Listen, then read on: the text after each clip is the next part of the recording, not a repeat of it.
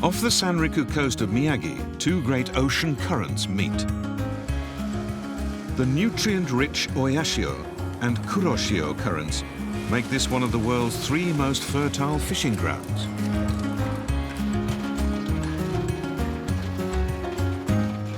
For 40 years, GOTO Kiyohiro has cultivated oysters in the Tokura district of Minami Sanriku.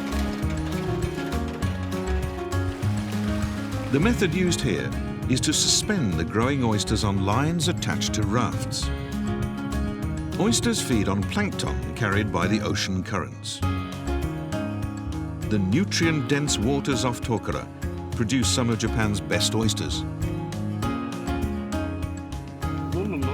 They'll keep getting tastier and reach their best in February or March.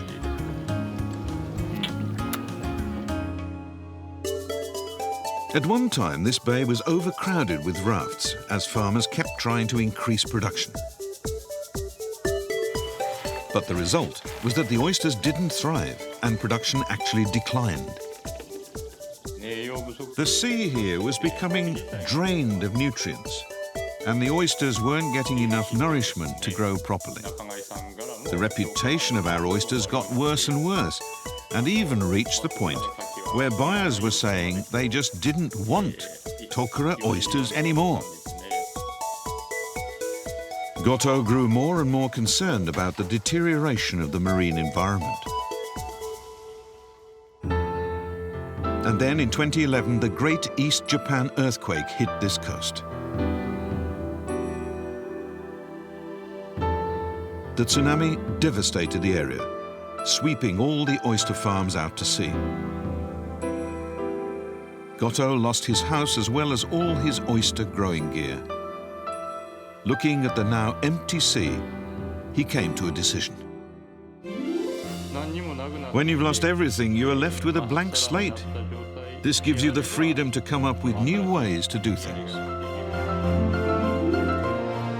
GOTO proposed that the Tokura oyster farmers drastically limit the number of their rafts. The goal was to reduce the burden on the environment and achieve sustainable production. The other farmers agreed and replaced the 1,000 rafts lost to the tsunami with less than 300. With fewer rafts, each oyster could now get all the nutrients it needed, and growth rates increased dramatically.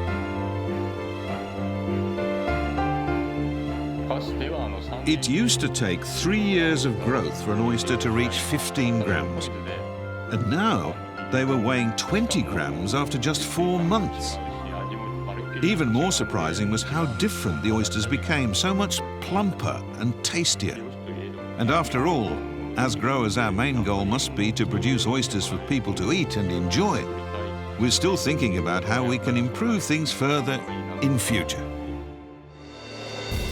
As well as reducing the environmental burden, they're now producing twice what they did before the earthquake.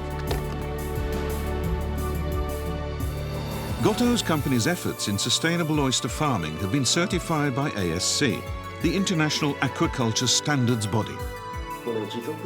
This is such a great example of how small-scale producers, rather than giant corporations, are now coming to realize that achieving sustainable aquaculture is something that benefits the producers too. I believe that publicizing this case will have a significant influence worldwide. The changes that GOTO implemented have inspired the next generation too. His son Shinya will inherit the company and is determined to carry on his work. I guess everyone probably thinks this, but for me the coolest thing in life is to create something I can be proud of and then to actually produce it. I hope this will always be my ambition in life. Converting to sustainable aquaculture is not a goal in itself. It's a way of giving the next generation a fresh start.